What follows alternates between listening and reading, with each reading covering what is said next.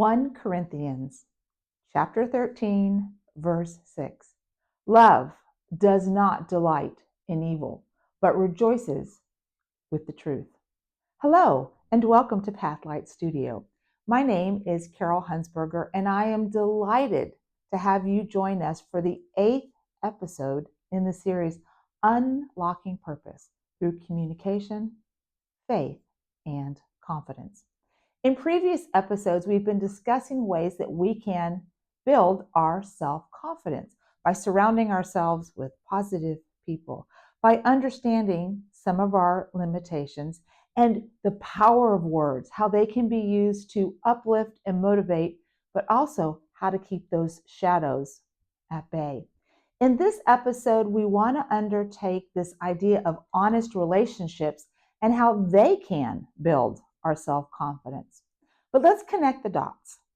In the first 3 episodes, we discussed some principles about communication, both the textbook and Carol's definition of communication, 2 of the 5 needs that human communication fulfills, affinity and influence, and I offered 3 different models to demonstrate how communication works. We talked about the transmission model of communication, the interaction model, and lastly, the transaction model of communication, and how this concept of noise can really interfere with our reception of messages.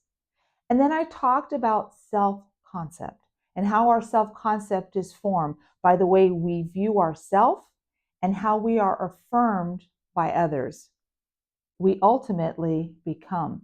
The role of self-esteem and self-efficacy and how they can lead us to understand a little bit more about the purpose that God has planned for us.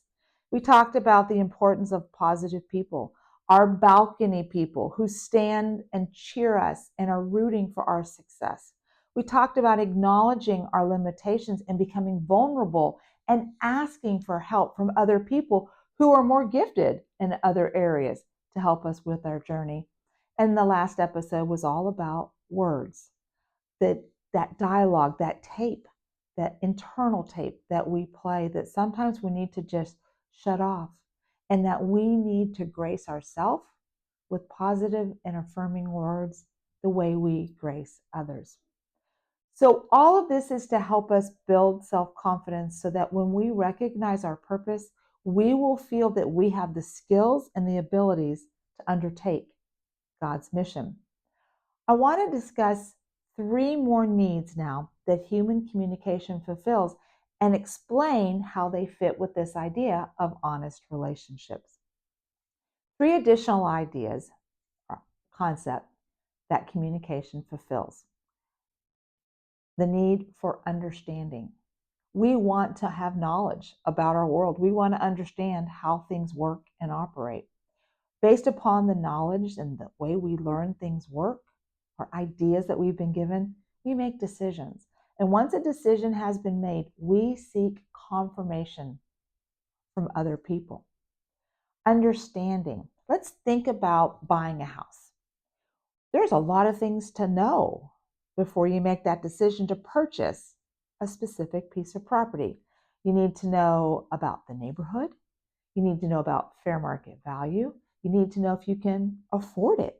You need to know about the schools and what the resale value is potentially going to be years down the road.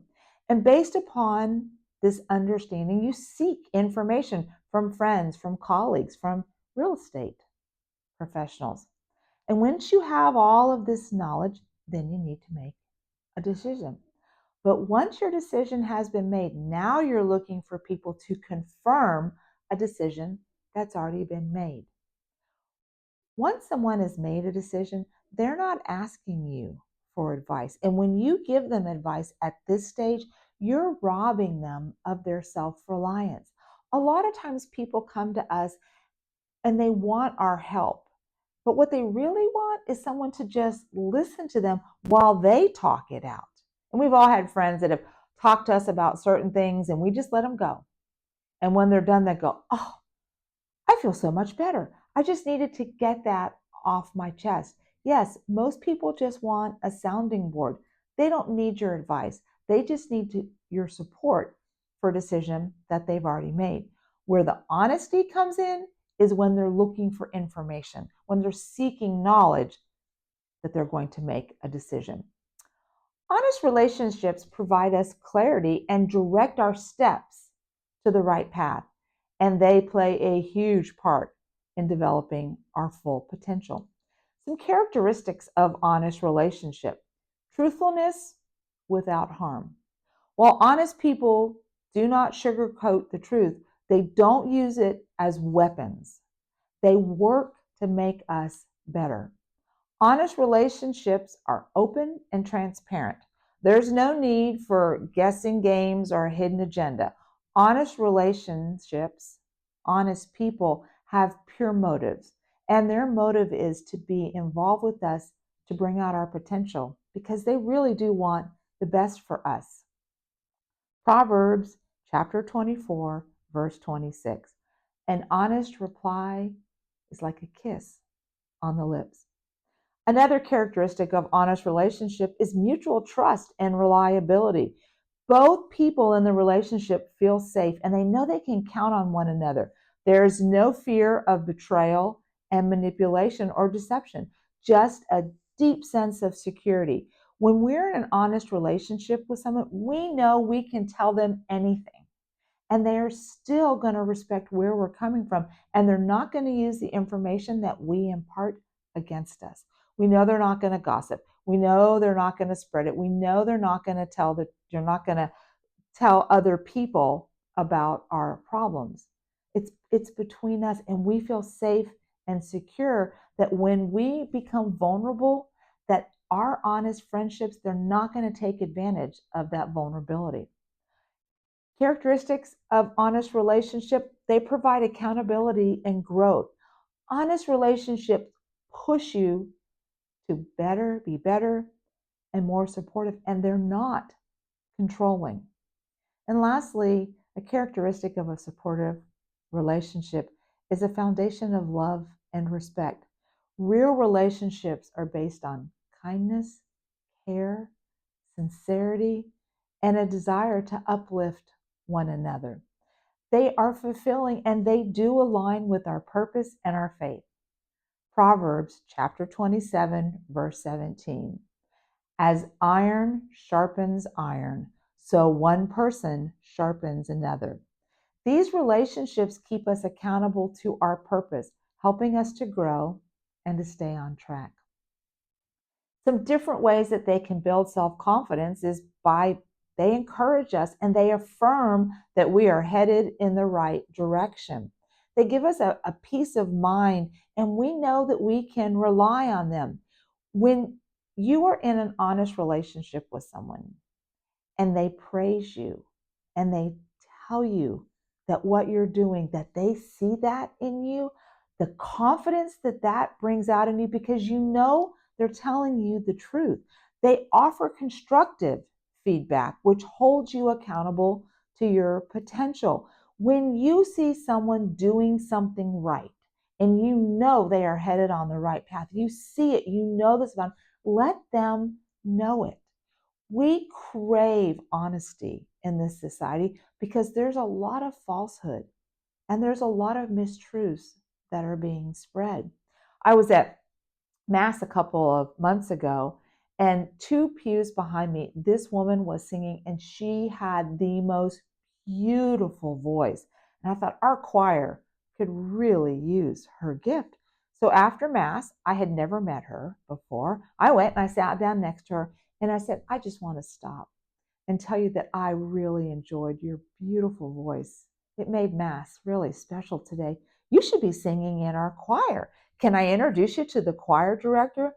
All of a sudden, her eyes just filled with tears. And she said, I'm here because I was at another church, another parish, and I wanted to sing in the choir. And I was told no. And so I came here hoping that I might be able to sing in this choir. And you just let me know that I was in the right place. That one little nudge from the Holy Spirit and my courage to go and tell her honestly about her beautiful voice. The other part of this constructive feedback that we get from honest relationships is they reframe what we're not good at. If we're headed down the wrong road, the wrong path, they let us know it and they kind of turn us around to get us headed in the right direction. And in honest relationships, they use what I call the sandwich approach.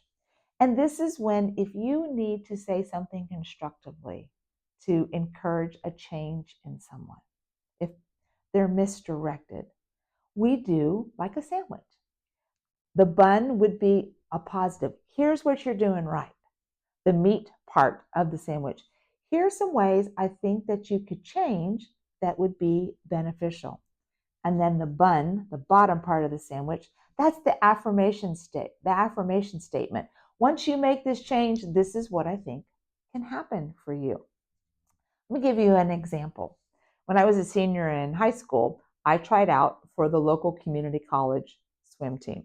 It just so happens that this community college, IRSC, has the longest running national championship streak of any college in any sport. Swimmers from all over the world swim for IRSC. But I've been swimming most of my life competitively, and I wanted a team to join. So I tried out for the team.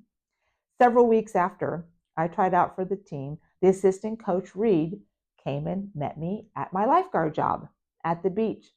And he said, Carol, I've been watching you swim for the past 5 years. We both know that you earn your best times when you're swimming a leg of the relay race.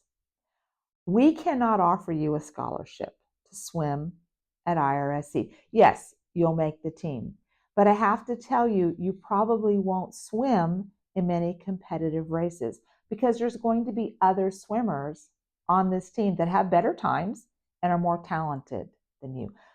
But while I've been watching you, what I see is your potential to be a coach, to be a manager. You are so organized, but you're so encouraging. I've watched you be supportive of a teammate when they didn't do well in a race. And I've seen you cheer on someone when they met or beat their best time. We can offer you a scholarship if you want to come be a manager of our swim team. Now, my 18-year-old brain is kind of going, yeah, right. Managers just manage because they can't do the sport. And I really was considering turning him down. But I went back to that. One of the needs human communication fulfills is understanding. And I sought the advice of people that I admired. Talked to my mom and my dad. I talked to other swim coaches. I talked to my friends. I talked to my teachers in high school. And they all agreed with the coach. I would be an excellent manager, that my skills were actually better on deck than in the water. So I made a decision based on the recommendation from honest people. And I became the manager of the Indian River State College men and women's swim team. I got to go to all the meets. I even got to go to the national championships. That one decision led to a scholarship at IRSC, a partial scholarship at Florida State University managing the men's swim team. It led to the offer from United States Swimming to do my internship. It led to me helping to run the 1984 U.S. Olympic trials in Indianapolis, and it led to me getting to be a part of the Olympic swim team's camp in Mission Viejo in 1984.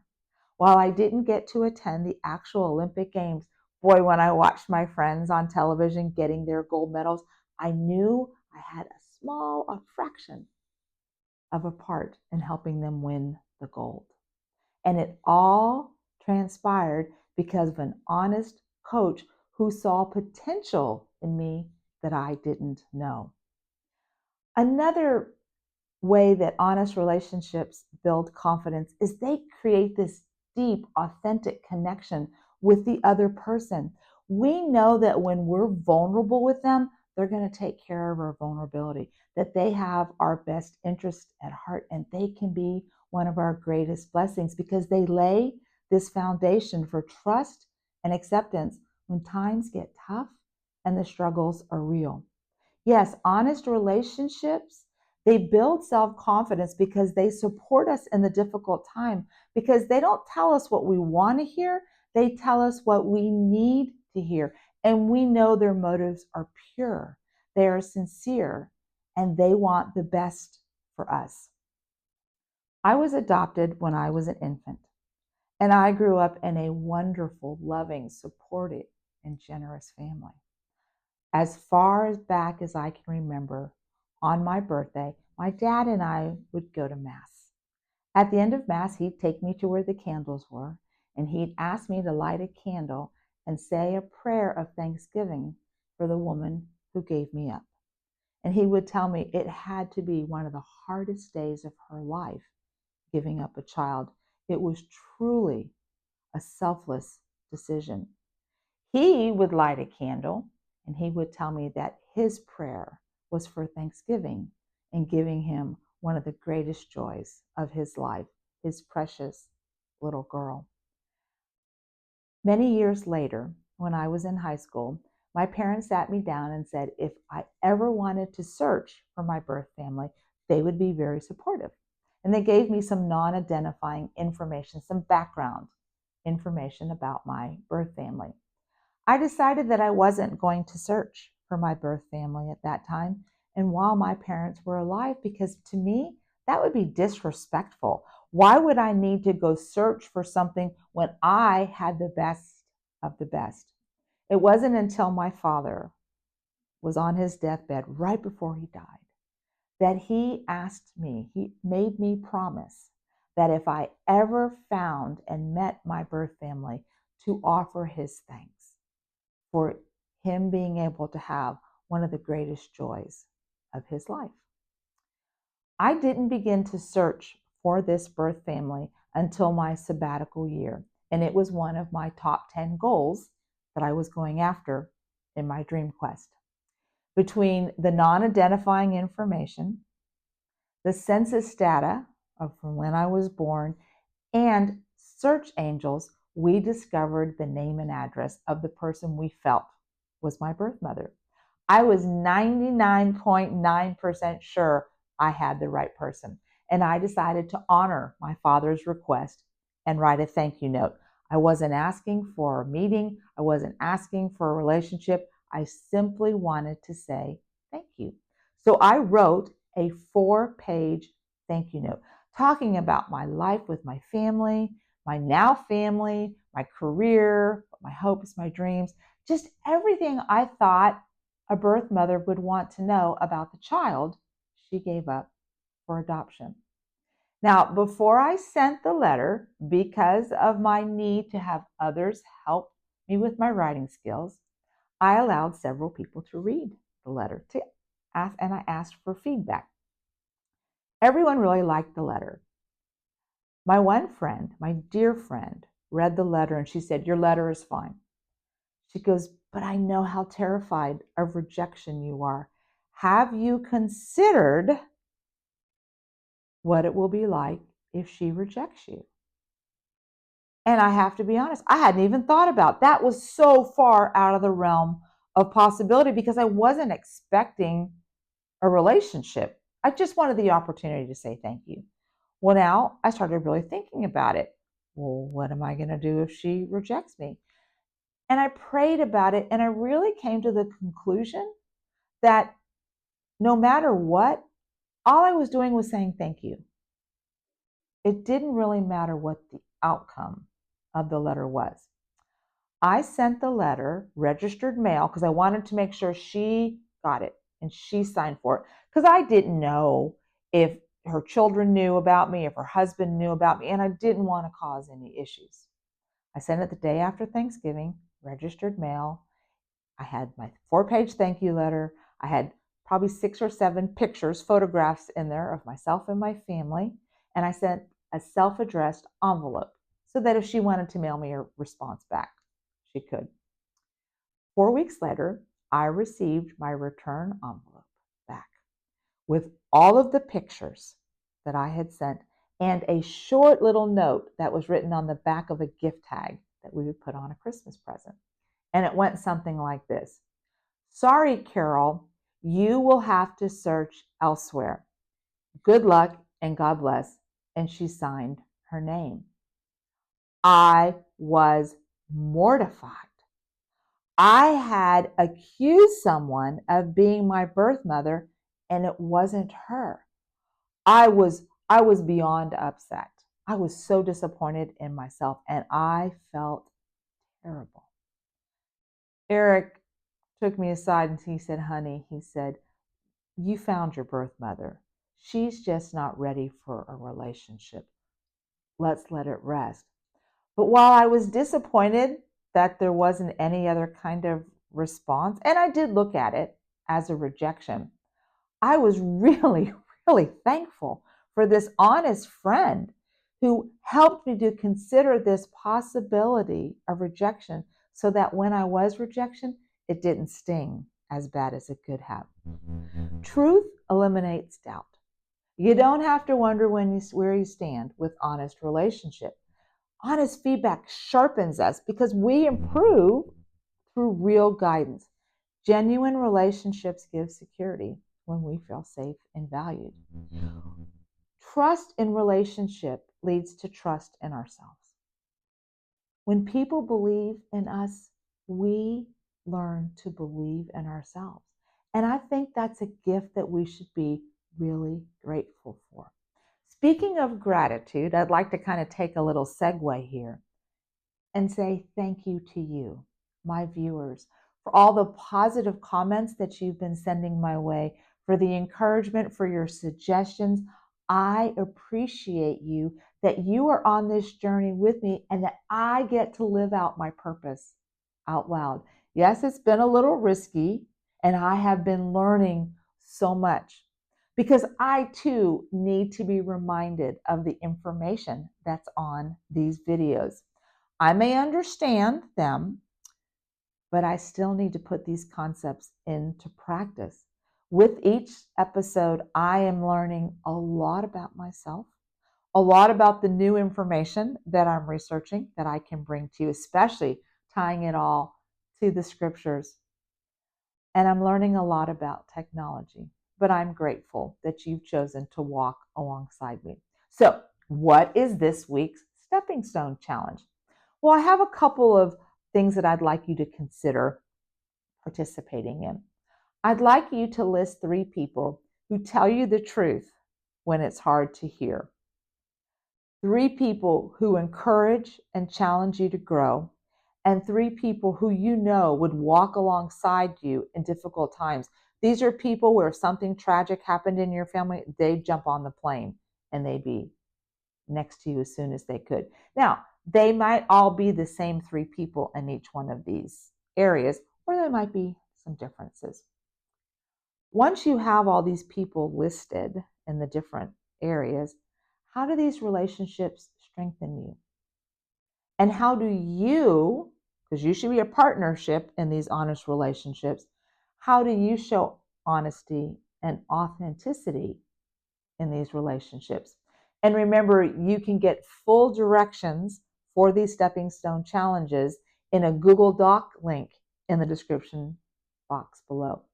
The next episode is one of my favorites because we're going to be talking about you giving yourself permission to take risk, because that's what it's all about. When God has a purpose for you and a mission, He is asking you to step outside your comfort zone, because to me, that's where life really begins.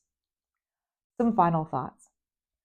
Honest relationships are so integral to our growth, and our growth is necessary to enact our purpose, to believe that we are worthy of the dreams and the desires that God has placed in our heart. Honest relationships provide support and feedback, and they help us stay true to our purpose and grow stronger in the faith. Remember, God has put these honest people in your life for a reason. Look for it. Figure out why God has put these people in your life and the lessons you're supposed to learn from them. And as always, may your light shine so brightly that others are drawn to follow. Be that beacon of hope. that leads others to their path. And may God continue to bless you as you step into His purpose for your life. Thank you so much for watching. God bless.